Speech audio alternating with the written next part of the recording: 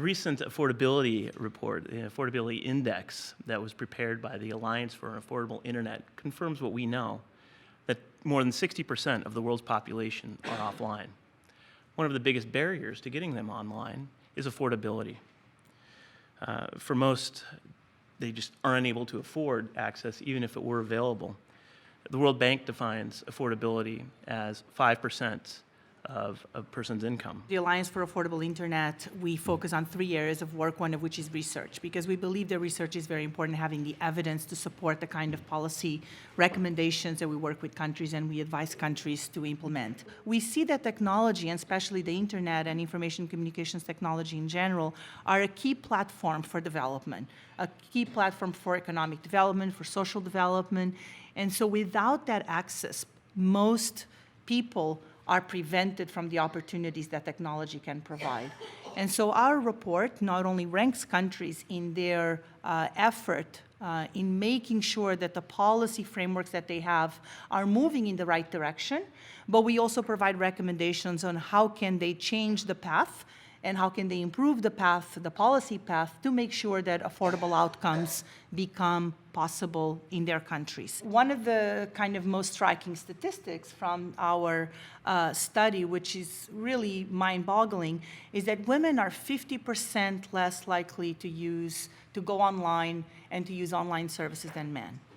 So just at the outset, if you think about the ability to access and the ability to using services is 50% less for women than it is for men. I mean, one of the things that is important for women in many developing countries is the ability to be able to not only understand their rights as individuals, understand their rights as citizens, and being able to participate in society in ways that are open and free. And as you probably know, in many developing countries, and it's one of the reasons why for us access and affordability to access is very important, is because without that, we're also preventing many people from being able to participate in a democratic society. Queuing off on what Sonia said, that's one of the reasons we chose the name we have chosen, EveryLayer, is it's a multi-layered problem. There's not a single solution to it. And my worry sometimes about some of these approaches is that they look like silver bullet approaches of we'll launch a satellite, we'll have balloons, or whatever it is. And then we can solve this big problem. But ultimately, there's much more to that. In many emerging markets, we see a one-size-fits-all approach. We're all really excited talking about the mobile revolution, but we need to realize that the mobile revolution is the highest cost price per connectivity in markets which are much cheaper to operate than in emerging markets. I have reliable power, I have access to fiber, I have access to buildings, all those kind of things are easier here. In emerging markets, that's all much more difficult. But these are the most dominant players, so they're providing service using the most expensive technology often. We need to see more competition, and that's where we come in, really helping service providers roll out alternative means which are targeted at different types of use cases. Most people are not mobile all the time. They're not driving down the road needing navigational tips or things like that. They're actually in a place and want to read a Facebook page or look up some information. We have better ways to often get connectivity to them other than using LTE and 3G and things like that. Just to dovetail on the last comment, it's forecast that by 2017, 2.97 billion people will be accessing the internet via smartphones. So mobile is definitely a part of the puzzle. And I agree, there's no silver bullet. Just by a little way of backstory for how we ended up focusing more of our impact work here in the US, when Sparrow initially started, we were actually donating devices to Africa and sending them all around the world, and they actually have great impact, right? But working out of the Twitter building, we would walk out of our office and trip over people who were sleeping on the sidewalk. And along the way, we were approached by an organization called Community Technology Alliance. And thanks to June and the Vodafone Foundation, their work actually turned our business model inside out. So after we were approached by CTA, they had done this wonderful research that June had referenced earlier around homeless and extreme low-income people here in Silicon Valley.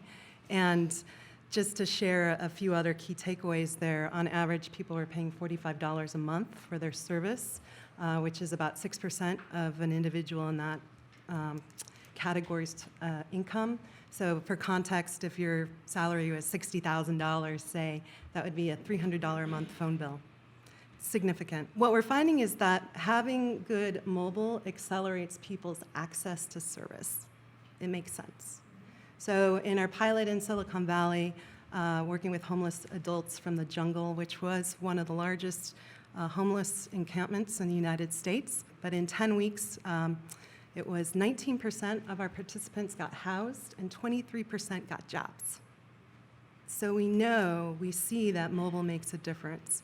And now what we're trying to really work on is keeping those people connected, because the reality is when you are vulnerable and if you can't make a mobile payment, we don't want you to lose your phone number. From my perspective, from what I've seen, like in the travels that I've gone out to Africa and Asia in particular, there's very much a diverse mix of people who access the internet. There are those that'll absolutely say, yes, I use the internet all the time, primarily by mobile devices. And then there'll be those that say, I don't access the internet at all. I don't use it. You then ask them, do you use Facebook or Google or YouTube? And they say, yeah, I use that. So there's a disconnect between like the understanding of what the internet is and what it can provide. So within Facebook, and particularly with Internet.org, which is aligned with the Facebook mission of making the world more open and connected, we are looking to provide different initiatives that can expand the connectivity. And part of that is working within existing infrastructure, and then the other part, which is the area that I'm more focused on, is like development of new infrastructure and building new infrastructure investment in those areas and new technology. Facebook has brought out free basics, and we've launched in many countries worldwide, a lot of them within Africa. And what we're seeing is that we are actually able to use this model to show people through key services, whether education, women's health, the basic fundamentals of what someone needs is what we would call as the 911 to the internet, a way of understanding the value of what the internet can bring you. So when we're thinking about bringing on the communities that are living on $1.50 a day or less, really we can bring the sort of price range for data and good bundles, the great bundles, in fact, that Mark and fellow ISPs and mobile operators are looking to bring in the future. Satellite capacity has been available in Africa for decades, including some recent regional and domestic system designed for rural regions.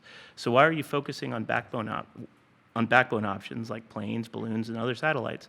Why not focus on real barriers to affordability, monopolies and oligopolies among operators, or regulators that favor incumbents? It's true that satellite capacity has been around for a while. In fact, it's something that a lot of people don't realize is that satellite communications as a business for supplying internet has actually never been profitable.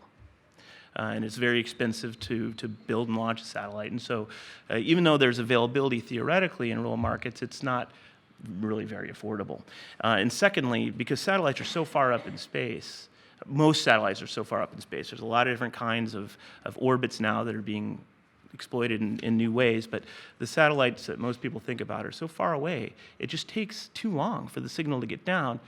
It's fabulous for downloading material, but the way people use the internet is by two-way communications, telephone, video conferencing, gaming, and for the most part, satellite is not available for that just because of the distance.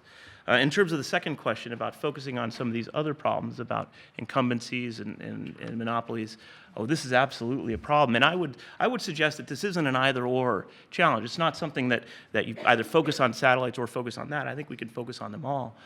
We just wrote a paper on this, in fact, 2 months ago that looked at the case of Indonesia.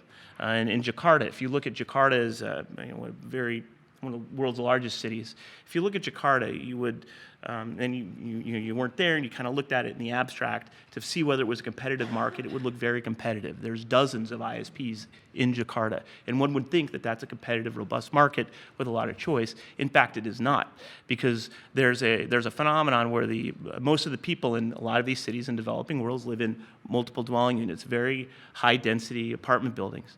And the study the separate study that the University of Indonesia has recently completed demonstrates that 80% of these multiple dwelling unit owners have entered into exclusive arrangements with a single ISP provider, and this takes the user completely out of the picture. So you live in an apartment building as a tenant or even as an owner, you cannot bring in another internet provider because that choice has been taken away from you by an agreement that exists between the building owner and the ISP. We think this is a problem. It's one of many examples of many kinds of problems that aren't obvious, but that we think do need to be solved.